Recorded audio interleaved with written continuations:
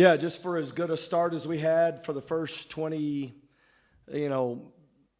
6 minutes out of that game, we had as catastrophic of a finish, and that's to CU's credit. I thought Coach Boyle really had them aggressive. We got in foul trouble. We went deep into our bench, and they kept attacking the basket. I mean, the story of the game was their ability to keep us on our heels with the way they put pressure on the rim, and they do a great job of it with a lot of different personnel. They drove it in transition.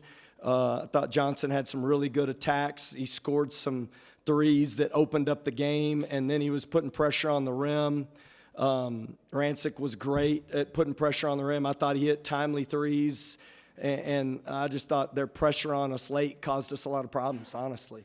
And our lack of composure, and I got to do a better job helping our team. We had some really bad possessions on getting the ball inbounds, and it just looked like down the stretch we weren't prepared, and I've got to do a better job making sure our guys are ready to stay in attack mode. And we looked panicked at times, and it's not going to win in this league, but you'd rather win and learn than lose and learn. And so that's what this team needs to do. Questions for Coach? Grant, you guys led by 24, I think, early in the second half there. If somebody told you at that point that Colorado would have a three to look at the buzzer, would you have been surprised? Just kind of what kind of led to how quickly things fell apart for you guys there? Well, one, it's foul trouble, and we had to go deeper in our bench. And I thought they attacked at the rim. And, we haven't played a lot of guys over the course of the season. So we had some guys out there who were in different actions guarding. And CU's got a great offensive team. I thought we guarded them about as well as you could there for a stretch. That's what allowed us to get into that position. And then their ability to put pressure on the basket and get to the foul line. I mean, they shot a bunch of free throws, and then when we got there, we didn't make them. So I thought it was just their ability to put pressure on the basket, and we did have some pretty good open looks. We had some open threes, and Donovan had a couple, Tyree had a couple, and then it feels like you get the squeeze. It's like, can we just get to the end of the game? And that looked like our mentality. And they did not look like they were putting pressure on us and attacking us, and they were getting rebounds and pushing it down our throat. And I think I think we only had 2 or 3 turnovers with 13 minutes to go in the game, and we ended up with 9 that last 6 minutes, and we really just got on our heels. But they've got a great offensive team, and when they started seeing the ball go in and started seeing our lack of ability to keep them away from the basket without fouling, they saw an advantage and did a great job exploiting it.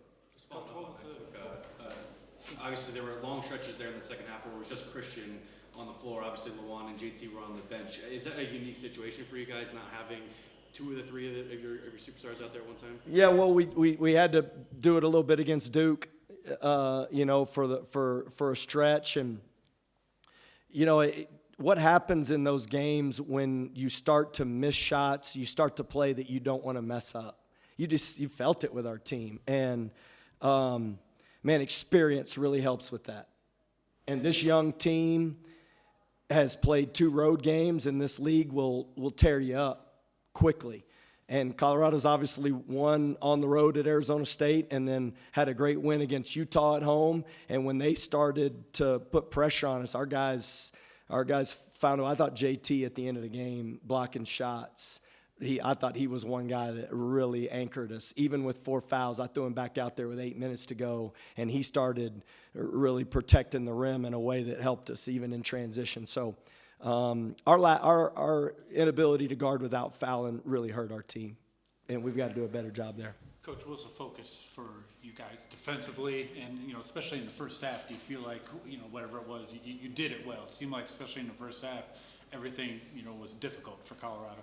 Yeah, ultimately they're so good at attacking the basket. I mean, they're one of the best teams at getting in the paint and drawing fouls and putting pressure on the rim, and then they're opportunistic in making threes, and they do a good job, with a lot of different personnel. I mean, they've got a lot of guys out there that can score, and you can do it in different ways. I just thought, our scouting report integrity of the way we wanted to guard them in the first half was right on. And a big part of that was trying to limit Johnson's ability to go get going. And in the second half, he had a few transition looks that I thought opened it up, and then he hit a three, and then it's on. He felt it in the – and they had a great crowd today too. I mean, that's what's great about this place too. I mean, when you show up to road venues and you felt the momentum change and everybody was involved in it, it makes a difference. So whoever's coming to the game, you ought to keep coming if you want to win, because it makes a difference. And I thought the atmosphere made a difference in this game. Yesterday, Tab Boyle said that the difference with your guys' team compared to other Big 12 teams is the supporting cast outside of the top few guys. And I was just wondering if you could speak on Atwell and the supporting cast, specifically with his 5 3-pointers. Yeah, Donovan was tremendous. He got in foul trouble. He got his 4th foul, and so that hadn't happened at all this year. I don't know if he's ever had 4. So, I mean, their guards were putting pressure on him. I thought he fouled a couple times in transition that really hurt us, but the ones in the half court, I didn't get a good look at, and I thought it got us on our heels, but, man, did he make 2 big threes late in the game that we felt like we were just staggering, hanging on, and the ball went into the paint and got kicked out to him, and he made a couple of big shots. And you gotta finish games with the way that you protect the basket without fouling and rebound, and the way you get to the free throw line. And when we weren't, Don making those threes was a big part of us winning the game, and he's been unbelievable. He's an everyday guy, shows up every day, guards every day. He never misses a practice. He's always available, and that's a guy who wants to win. And we won this game today in large part because of his effort and his ability to help us finish the game. All right, thank you guys. Thank y'all.